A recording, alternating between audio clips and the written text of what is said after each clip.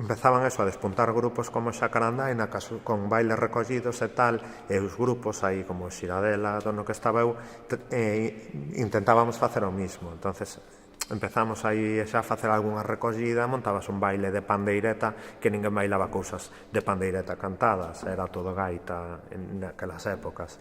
Entonces, un pouco porque alucinabas, no? Co que facía Xacarandaina ou Cantigas e Garimos, empezaba a facelo, tal, claro, molábamos, o sea, nos molaba moito, entonces empezamos a recoller un pouco por eso, e despois xa porque che gusta, porque claro, das clase, entonces encántache montar cousas que che gusten, cancións novas,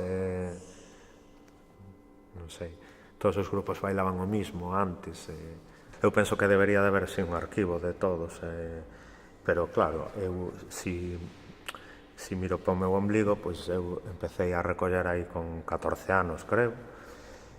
Claro, son moitas horas de traballo, e sobre todo moitos cartos, o sea, ao longo destes anos, que costa eso, o sea, ti irte eso, unha ponte ou media semana a Ourense, tes que pagar, bueno, tes que pagar todo.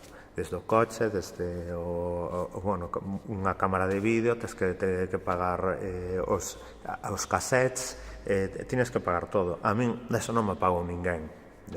Eso me permite facer eso, o sea, facer esa inversión permíteme dar clases, o sea, dar clases, non ensinar ao longo dos anos as mesmas cousas, sino ter sempre cousas novas que ensinar e poder...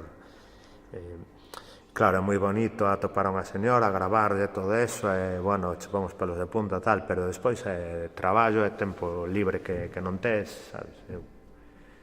Os domingos que saio a recoller ahora, eu non teño ningún día libre a semana.